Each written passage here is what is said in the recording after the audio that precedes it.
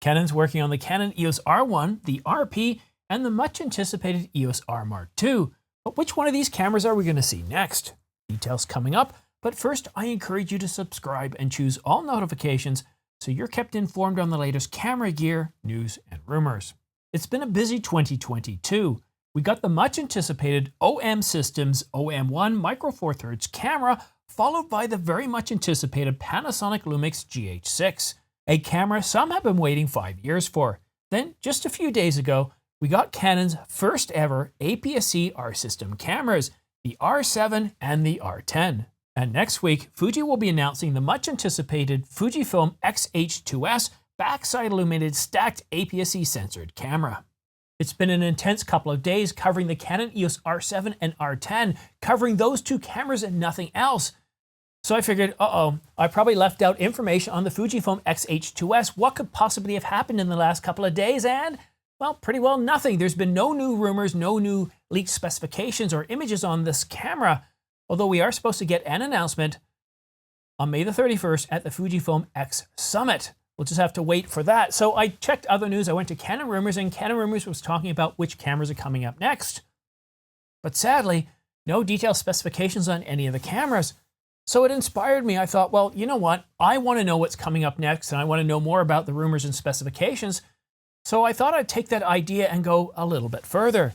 So the first camera I want to talk about is the Canon EOS R1. It's pretty safe to say, though, it's going to be able to do 8K up to 60 frames per second. It's going to have at least a 50 megapixel sensor, although I don't think Canon's going to go too far beyond that. I don't think they're going to do 85 megapixels or 100 megapixels because while this camera is supposed to be a master of everything, it's still primarily aimed at that one group of fast action sports photographers. And once you start to take a sensor past 85 megapixels, well, no matter how fast the image processor is or how many of them you have, there starts to be certain trade-offs. And with current technology and current physics, I really can't see Canon putting a sensor in this camera that's going to have a resolution much higher than 60 megapixels. That being said, in terms of frame rates for stills, I definitely think we're going to see 30 frames per second. And I think we can see 30 frames per second at 45, 50, 55 megapixels. Again, once we start to go past that, you're going to start relying on the buffer significantly because the fastest CF Express Type B card that we have on the market today is by Angelbird, and it's 1.48 gigabytes per second. And that's a pretty fast speed. Now we can play around with technology. We can borrow RAID 0 from, well, the computer world, and we can put two CF Express cards in both card slots and have it write to both of them at the same time. And that would certainly help with the bottleneck of the storage. But Canon would have to rethink the whole data in transition from the bus to the storage, to the processor, the sensor, everything. And it is possible that it could work with 30 frames per second lossless RAW at 50 megapixels or even 55 or even 60 megapixels.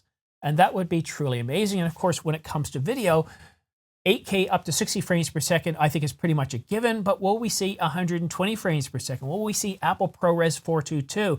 I'm not going to go into a huge amount of detail with the Canon EOS R1, and I know there might be some groans in the room, but here's why I'm not going to go into a lot of detail. This video here that I put out just last week, I've got 10 minutes talking about what I think realistically is going to be in the Canon EOS R1. It also talks about the latest rumors and specifications on the Canon EOS R1. So I talk for 10 minutes on that, and then I provide another 20 minutes going back to the very first EOS 1 series camera and cover each major 1 series camera since. So going from the EOS 1, the EOS 1N, the 1V, all the way up to the present day 1DX Mark III with anticipation, of course, what the R1 is going to be. So the R1, go ahead and check out this video. It's one of my fastest viewing videos out there. I think it's up to around 38,000 views in just a week. So a lot of good content in that one. I think I spend about 2 minutes on each 1 series camera, although I do leave out a couple. I didn't cover every single one like some of the special ones or even the digital cinema ones of the 1 series, but just covering off the major line because there were I think there's something like 12 of them. The time frame for the Canon EOS 1 has shifted a little bit.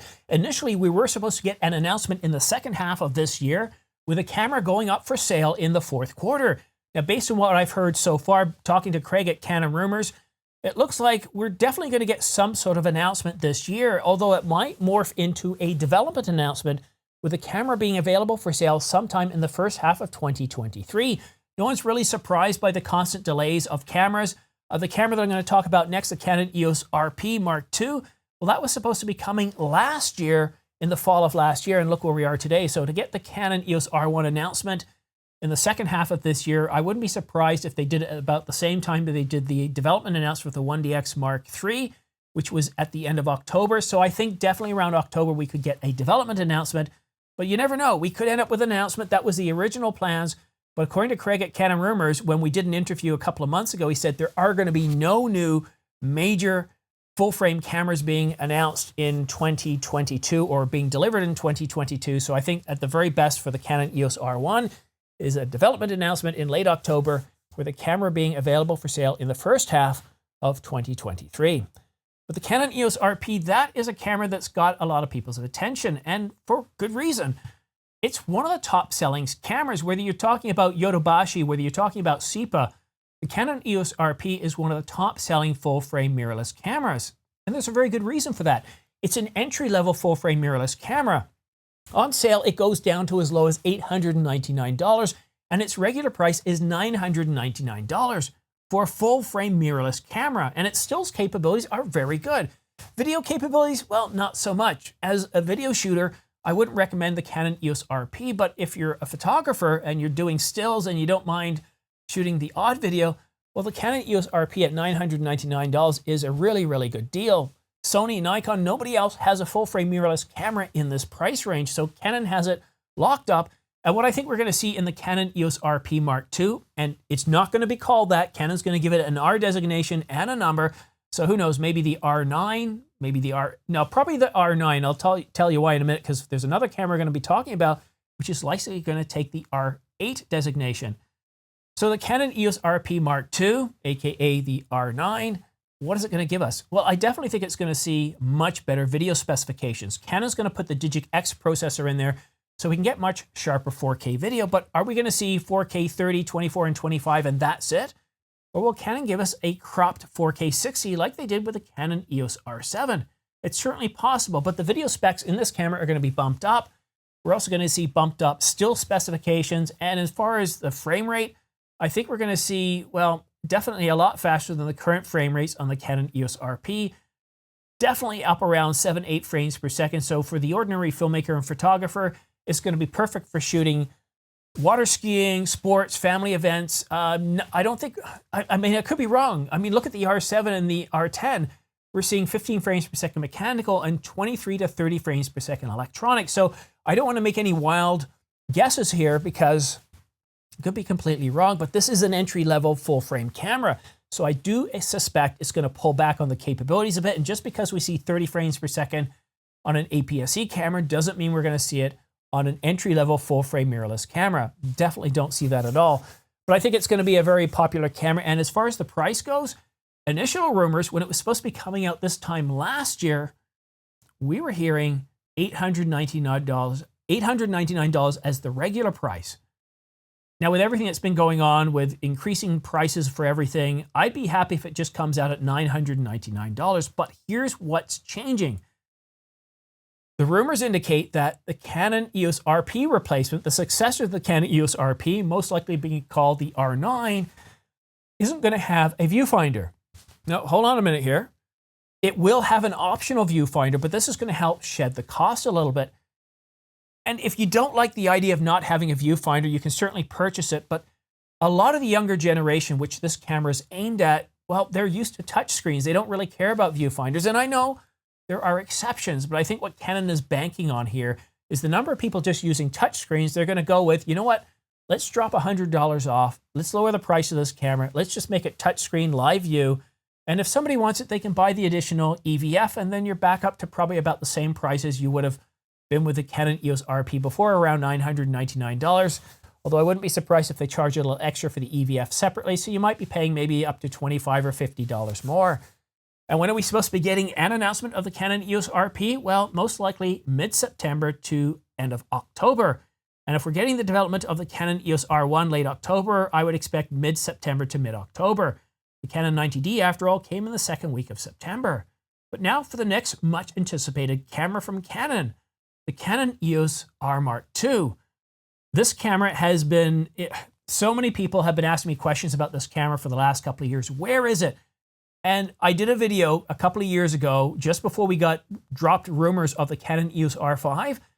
And this was my best video of all time, reaching something like 44,000 views. It's since been eclipsed by other videos, but 44,000 views on just this camera alone.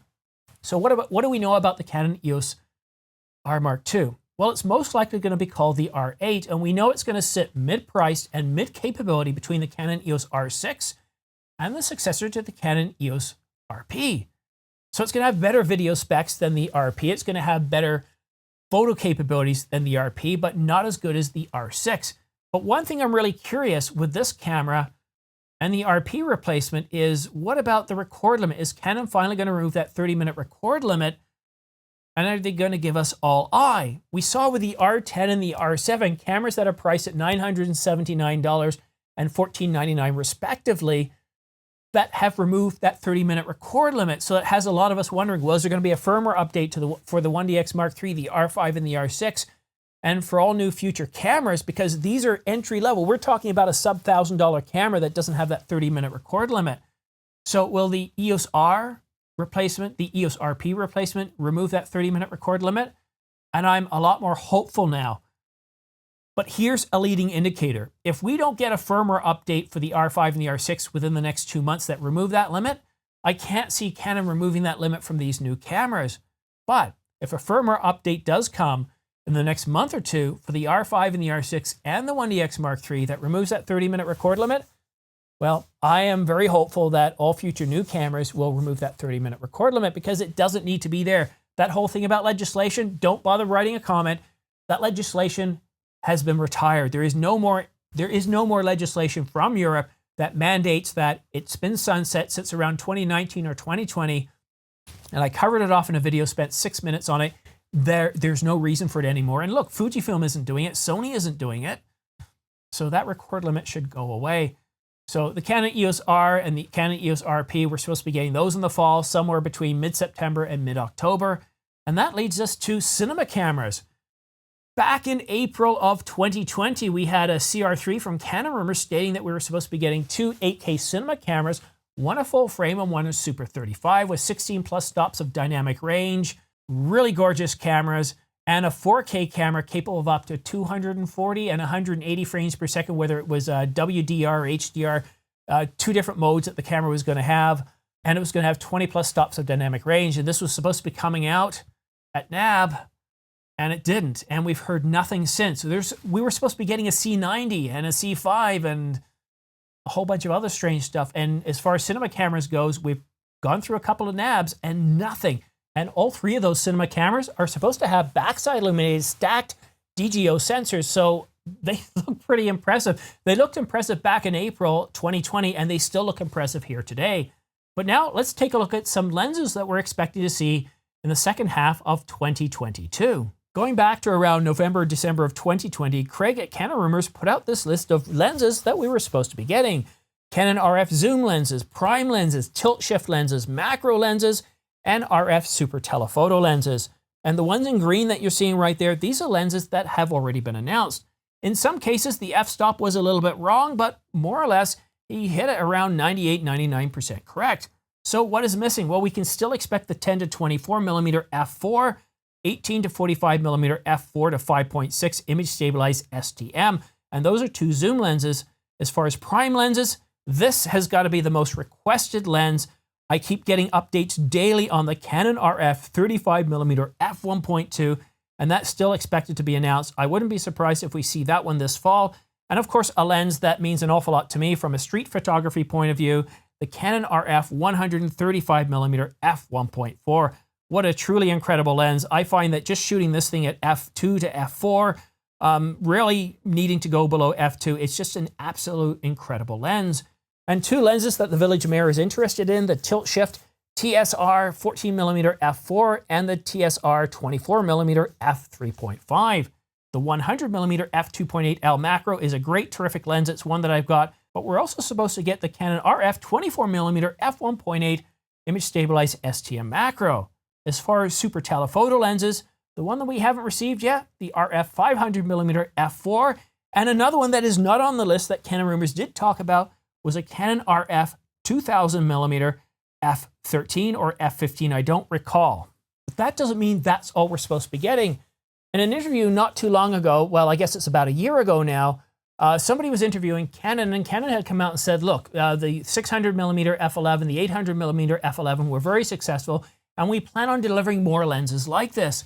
So that leads me to believe and, well, really hope and imagine that we might see something like a 1200mm or 2000mm along this line. Now, the f11, some people say they're garbage, but they're not. They're an awful lot of fun. For those of us that can't afford to spend $16,000, $17,000, or $20,000 on a super telephoto lens, because come on, if we're going to get professional grade lenses in the super telephoto, that's what it's going to cost us. The Canon 800mm f11 or the 600mm f11, sure, they're not super fast. Sure, there is some chromatic aberration and distortion from the center through the edges. And yes, f11 is tough to work with, especially if you're shooting in high latitudes. And at times, I got to admit, the autofocus isn't the fastest. For around $1,000 or under $1,000, the lens is absolutely fun. It's truly amazing to shoot with. Now, this lens has taught me to shoot with manual focus because it isn't always the fastest. Sometimes by the time the autofocus locks onto the bird, it's flown away. So a lot of situations I'll use manual focus. And when it comes to shooting the moon, I've had an awful lot of fun shooting the moon, shooting Jupiter and Saturn. I keep saying this. I put a video review out of it. I think it was when it first came out, extolling the virtues of this lens. And at the end of the day, it's not about the quality of the lens, the superb build of the lens. It's how it makes me feel inside it, how it makes me feel like a kid again. Turning my R5 into a telescope, looking up into the sky, and with the RF 2x extender put onto it, 1600mm, wow, the moon, Saturn and Jupiter, it was an awful lot of fun. And shooting wildlife is also an awful lot of fun. So hopefully we do see some more strange lenses like the image stabilized STM 600mm f11 and 800mm f11. But there's been no rumors. This is just a hope of mine based on what Canon has said in the past. Hopefully we do get a whole bunch of lenses this fall. I know the RF 35mm f1.2, I'm looking forward to seeing that one as well. But if you like staying up to date on the latest camera news and rumors, you want to know about the 35mm f1.2, the R1, the EOS R, the EOS RP Mark II, then go ahead and subscribe, but make sure you choose all notifications. And the reason why you want to choose all notifications is YouTube will send you a notification as soon as I publish a video, so that way you can stay up to date on the latest camera news and rumors. But that's it for now. Thank you so much for watching. We'll see you again soon.